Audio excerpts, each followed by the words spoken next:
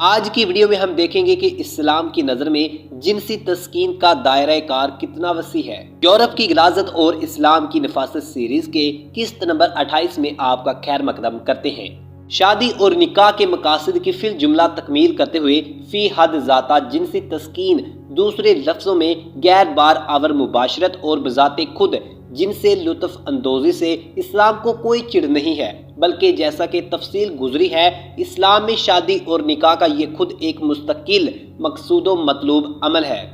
جنسی زندگی میں بقائے نسل اور افزائش نسل کے مقصود اول کو نگاہ میں رکھتے ہوئے اور اعتدال و توازن کے تقاضوں کو ادا کرتے ہوئے رشتہ ازدواج سے بند کر آدمی بھرپور طریقے پر اپنے جنسی جذبات کا سامان کر سکتا ہے۔ مطلب کہ اسلام یہ کہتا ہے کہ نکاح ہی ایک ایسا حلال ذریعہ ہے جس کی مدد سے انسان جو اس طرح کی جنسی برائیاں ہیں ان سے دور رہ سکتا ہے۔ اگر ایک انسان حلال رشتے میں نکاح میں بندھ جائے گا تو اس کا حلال ایک طریقہ، ایک ذریعہ اس کے پاس موجود ہوگا جس سے وہ تسکین حاصل کر سکتا ہے، اور اسلام کی نظر میں اس کا دائرہ کار کافی وسیع ہے، بلکہ معاشرے کو صاف ستھرا اور جنسی لحاظ سے زیادہ پاک باز رکھنے کے مقصد سے وہ اس کی حوصلہ افزائی کرتا اور اسے پسندیدگی کی نگاہ سے دیکھتا ہے۔ اس کا اندازہ کرنے کے لیے ہمیں جنسی تسکین کے وسیع دائرے پر نگاہ ڈالنی چاہیے جسے اسلام اپنے ماننے والوں کے لیے اہم قرار دیتا ہے۔ جنسی زندگی میں فی الجملہ بقائے نسل کے مقصود اعظم کو نگاہ میں رکھتے ہوئے انسانی فطرت کے عین تقاضے سے اسلام بذات خود جن سے لطف اندوزی کی پوری اجازت دیتا ہے، بلکہ اسے استحسان کی نظر سے دیکھتا ہے۔ اس کا سب سے بڑا ثبوت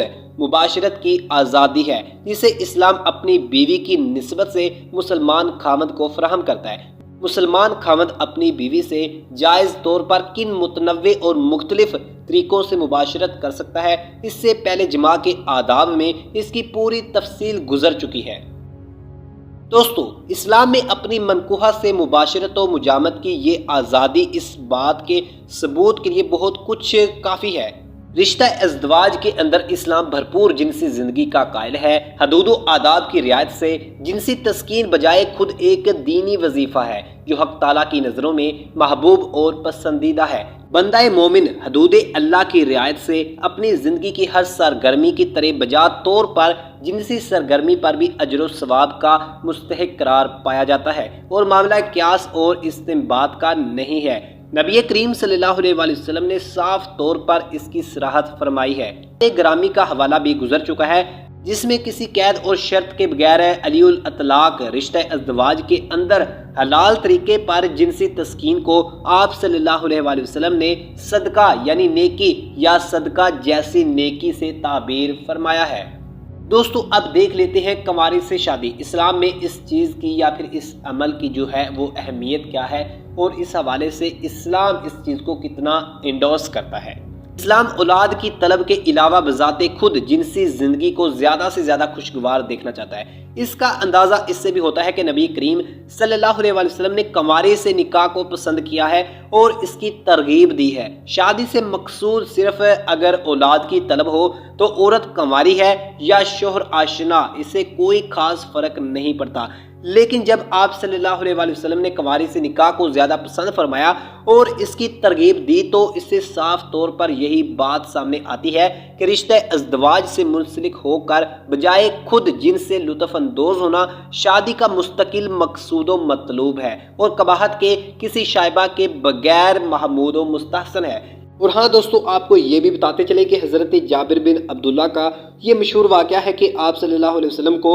ان کی شادی کا علم ہوا تو سب سے پہلے ان سے یہی دریافت فرمایا کہ تم نے شادی کنواری سے کی یا پھر شادی شدہ سے؟ تو ان کے جواب میں انہوں نے یہ عرض کی کہ یا رسول اللہ، دوا سے، مطلب کہ میں نے شادی شدہ عورت سے شادی کی ہے۔ تو آپ صلی اللہ علیہ وسلم نے رکے بغیر فرمایا، کیوں نہ تم نے کسی کنواری سے شادی کی کہ تم اس کے ساتھ کھیل کرتے یا پھر اس کے ساتھ خوب ہنسی مذاق کرتے اور اپنی زندگی کو انجوائے کرتے، اپنی زندگی سے اچھے سے لطف اندوز ہوتے۔ دوسری روایت میں الفاظ یہ ہیں کہ تم اس سے کھیل کرتے اور وہ تم سے کھیل کرتی، اور تم اس سے ہنسی مذاق کرتے اور وہ تم سے ہنسی مذاق کرتی۔ دوستو اس ساری تفصیل سے یہ بات سامنے آتی ہے کہ جنسی تسکین کا جو ایک دائرہ کار ہے اسلام اس کو کافی وسیع کرتا ہے، اور اسلام اس چیز کی اجازت دیتا ہے کہ انسان اپنی پسند سے خوبصورت تر عورت سے شادی کر سکتا ہے تاکہ کل کو وہ اپنی ایک خوشگوار زندگی کا آغاز کر سکے، کیونکہ جیسے ہی دو لوگوں کے درمیان یا پھر لوگوں کے درمیان، میاں بیوی کے درمیان جنسی تعلقات جتنے زیادہ خوشگوار ہوں گے اتنا ہی زیادہ معاشرہ خوشگوار ہوگا۔ اگر میاں بیوی کے آپس کے تعلقات ہی ناخوشگوار ہوں گے تو کیسے ایک خوشگوار معاشرہ وہاں جنم لے سکتا ہے؟ یورپ کی غلاظت اور اسلام کی نفاست سیریز کی قسط نمبر 28 آپ کو کیسے لگی ہمیں کمنٹ سیکشن میں ضرور بتائیے گا۔